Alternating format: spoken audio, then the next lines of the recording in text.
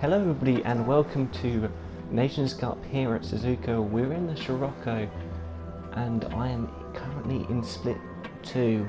Now this is my first video of a Nations Cup round and it is 325 points for P1, so that will be the aim for today. I think my pace has been quite good.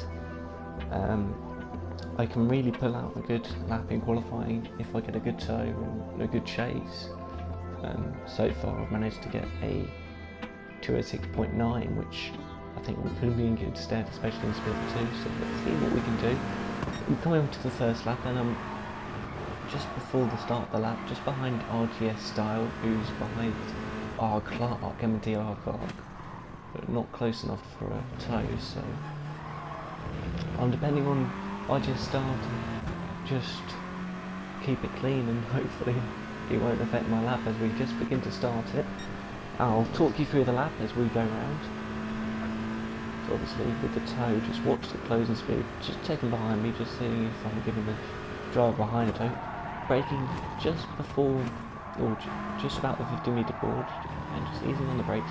4th gear mid-corner here, I sort of like that. Not everyone went for it, but I liked it. It sort of reduced the understeer, and then lift through there, dabble the brake through there, and another dabble brake through that left-hander, dropping into 3rd for a long right, and then up to 4th straight away, and then through Dunlop, and you can see I'm already near enough on the rear ring of RGS Style, so from this point onwards I'm not setting my own pace, I'm being set by RGS Style's pace, which is an error from my point, but there's not much I can really do apart from see what I can get out of this lap and see if I can give RGS Style a bit of a bump job. 2nd and then back up to 3rd through here again to try and reduce the wheel spin. I'm not sure whether it was quite worth it in qualifying, but we'll have to wait and see.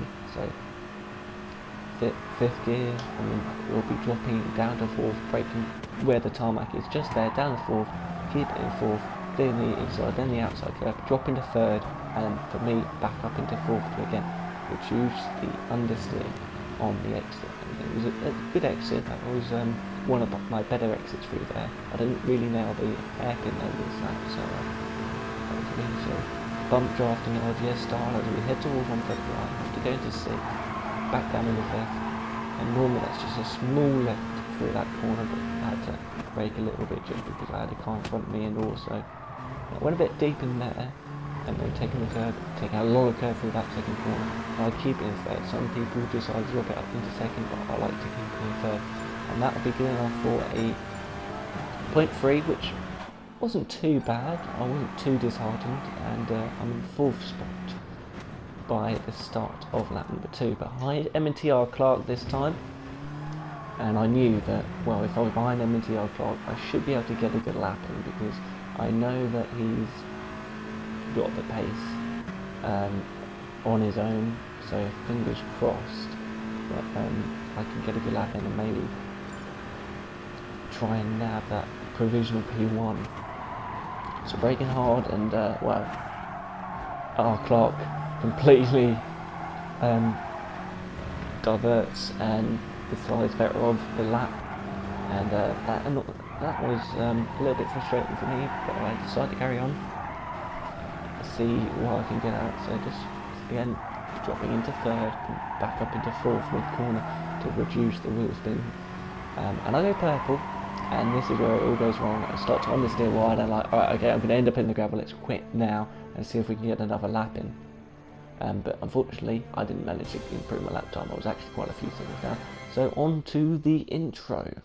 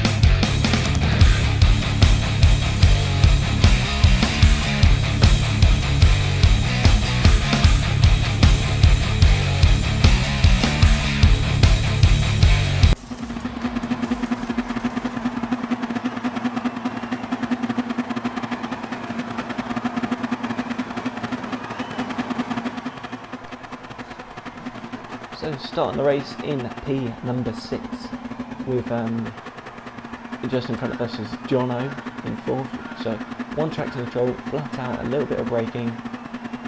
Let's see if I can get a good reaction time. I think I did, and as soon as I got up into 2nd, I dropped the traction control. Some decided to keep it on longer, but I thought that I would get a better start by dropping it off and just allowing the wheels to spin a little bit. And I go side by side with Jono, and I was going to say I really enjoyed this first lap with Jono. We were just behind Stefanzi, and side by side with Jono, I'm on the outside here, and then I'm going to get the inside and just about nab the place. I don't know if that was if I was squeezing a little bit too much there, but managed to get 5th spot. I'll let you guys be the judge of that. So up into 5th, just behind Stefanzi, and I didn't know at this time. So yeah, Stefanzi there in 4th, just behind Gr.4 and then the front 2 there as well. So we come into the first segment, and all quite normal so far. Now I did not know at this time, but M&TR Clark had opted to go onto the hard tyres. So just keep an eye out on where he is during the race, because obviously I did try a practice race starting on hards, and I gotta say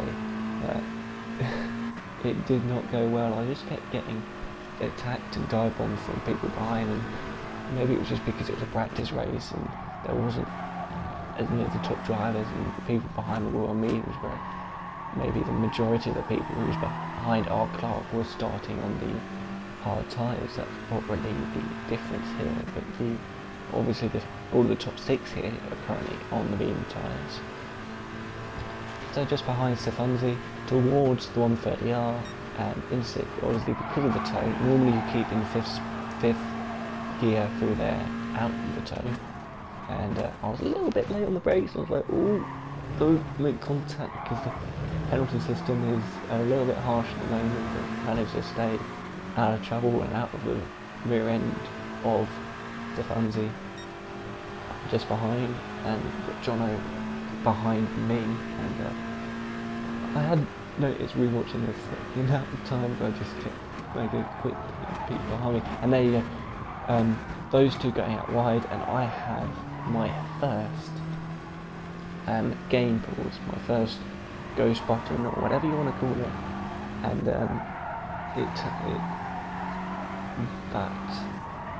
it doesn't affect me, or it does, but non-related affect me. It didn't hit me too bad this race, but it hit someone else quite bad, and we'll get onto that later on in the race. So this is my fastest lap, and well, considering that the 2 drivers in front went wide, I'm now going to try and break back into that toe. And I've got Jono behind me, who is cooperating. He had been bump drafting me on the straights. There you go, there he is again, giving me a bump draft, staying in 4th, down into 3rd, down in 2nd, and then back up into 3rd mid-corner to try and reduce the wheel spin. And I'm just about edging in the Spaniard ahead, but not as much as I want to, but hopefully as we head towards spin, another bump draft there from Jono as we brake again at that tarmac, turning in through 4th gear and braking again down into 3rd, back up into 4th, and I found, especially in this car, that corner so awkward, because if you didn't turn in early enough you wouldn't hit the apex. If you turned in too late, too early, you'd only see a white. And I very rarely seem to get it right. I always seem to be losing time for them to go purple, but obviously it is lap number 2, so you are going to be going purple. And I nailed it on the brakes here. I don't think I've ever got it as good on the brakes through that corner that I've got then, and unfortunately I didn't manage to do it as well as that throughout the whole race. But there we go, purple with 208.1, and I was well happy with that the first lap. So then again, now at this point I was like, I'm trying to hold on, and I sort of did through that lap. I wanted Jono to make the move because I just didn't think I had the pace to keep up with these guys, and it seems like Jono read my mind, because up the inside that was a little bit iffy with me turning in. I don't know what I was doing or what was going through my mind, but then let's see if I can hang on to Jono, which is what I did with the bump drafting, and we ended up catching up to the Spanish driver. And Jono is up the inside towards 130R, and the Spaniard looks as if he's going to make waves. We head towards 130R, and that happened. I'm guessing Jono, as he goes a little bit wide through there, and then I'm like, right, let's take this opportunity. The Spaniard's a bit boxed in, and let's move up into third spot, which is what I did. And I think that was just a misunderstanding there from Jono, not realising I don't think he had the radar on, and not realising that he was still alongside. So into the final chicane as we head towards the pits, and it looks like it's going to be best second spot for me, because it looks as if our race leader has got a bit too much of a gap. So we pit on, go on to the hard tyre, and one thing I find interesting is that I've got my most fuel, which is interesting. Obviously there's not a fuel saving race, and I haven't been aiming to fuel save, but obviously with my short shifting, I'm the only one who seems to be doing it. So we came out behind people on worn hards, and this was a frustrating phase of the race for me. As Jono goes to the outside, and ESL tries to get a switch back on the Spaniard there, and Jono gets an absolute amazing run and moves up into this spot. So I'm like, right, okay, let's see if I can get involved with this. Let's see if I can help this inside of Russian as he defends, and I mean, completely within your right to defend, but I'm just thinking, you're a completely different strategy, and you defending, all that's going to do is slow yourself down and slow me down, and just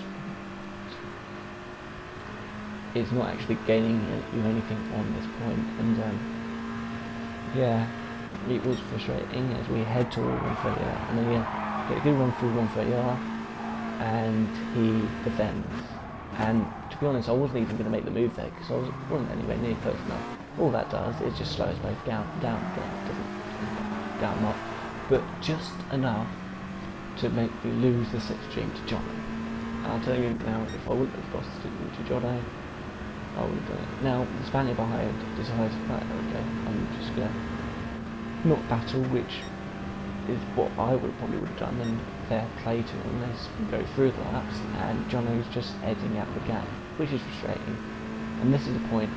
Here you go, M&T-R Clark on the mediums now. We're on the hards, and I'm thinking, right, okay, if I don't start covering it now, the Spaniard's going to be like, right, okay, R Clark's on us. I want to try and get past me. Before R Clark makes the move, so I'm like, right, okay, so he's going to be looking to go past, I better start defending, which is exactly what I do, because M&T-R Clark's on the attack, and the other thing is I sort of want a buffer between myself and R Clark. I think I can hold on to third spot if I have someone else on the house just behind me. So this is when I start defending. Some may say it's a bit early, but let's be honest, I wasn't going to be able to get second place. So what's the point in trying to work together? The reason why I worked together at that point was to try and reduce the time in which R Clark was going to catch, in my opinion. Anyway, I didn't see myself catching Jono, so let's start the defensive. Let's stop people getting by, because, well, third spot is still a very good result for me. I would get a decent amount of points, and I'd be happy with that points. And obviously, I am happy with this race, which is why I kept the points. Because it was the first race of the day. Because first race actually ended up the server crashed. So slightly defensive, not fully defensive into the hairpin. I just felt I just needed to cover my base just in case. I know someone decided something a little bit adventurous. That's what I'd cover made as we come towards Spoon, fourth, then down to third, then back up to fourth, as I've always done this race. And towards 130R. Now, I would like to apologise to the driver. You're going to see something which, well, it would have been frustrating for the driver that happened to just watch, boom, game pauses on me. I ended up inverted commas, brake checking, and he was alright with it once I explained what happened. But obviously, first glance, that just seems like a brake check. Which, basically that's what happened, but it wasn't a meaningful brake check. I wasn't in control. But it was probably it didn't help my race, because then I had someone on mediums hustling my rear end rather than someone on hards hustling my rear end. So, and it just made my life really difficult, as our clock has now got his nose around the outside and now has the inside, and will get the job done through the S's. And I've got to say, what a stunning move from M&T R Clark. I did not see it coming. I obviously didn't see it coming, otherwise I would have tried to cover it. And R Clark just pulled off an absolute stunning move to drop himself into third, or to up himself into third spot, and try and chase down for second on Jono. But let's stay focused, as we've got Doc Brown now trying to hustle my rear end and try and take advantage of, because now I've started defending, I've lost my rhythm, and I'm not the greatest at holding tyres together, especially not in FF cars. So I'm just becoming under more and more pressure as we are on the penultimate lap, as we come towards the last lap, and Doc Brown is all over us. There's also another driver on mediums, the Russian, who, due to my defending, has managed to catch up.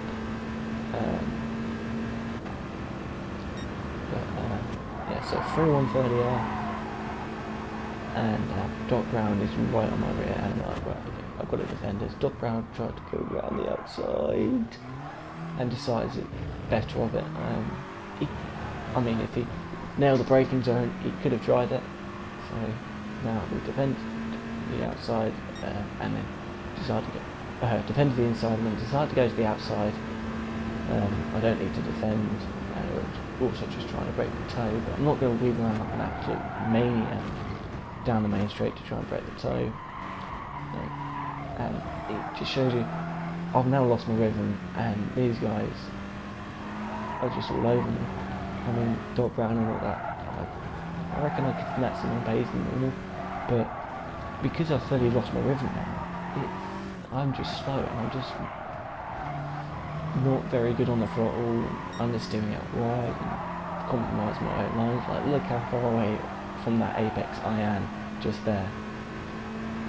So, Doc Brown trying to challenge me, it's not going to happen into the Degnas, and it's just not a place to overtake into the Degnas, as well. And I get another game pause, and the Russian sort of, you can't really see that well, but looking at the radar, the Russian looked like he just shoved Doc Brown out of the way. So, I've already had my issue with the Russian in this race, deciding to fight for every position rather than look on the broader term for the strategy, especially as I wasn't going to dive bomb into the last corner.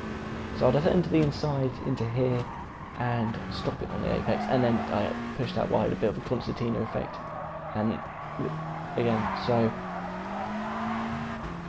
I'm not sure what your guys' views are on that, but it seemed to be a little bit of a shove wide and through the mid corner, just sort of use my car to keep myself tight. But he's got a 3-second penalty anyway, so okay, I'm good. And here comes Stefanzi, trying to go all the way around the outside of everyone, and nearly does me off. I'm surprised he didn't actually get by me there, and I come home for 4th spot, which I'll take. To be honest, I think it could have been third, or maybe even second if I stayed in the toe, but fourth is a good result. So yeah, myself, 284 points. Thank you for watching, and I'll see you guys next time.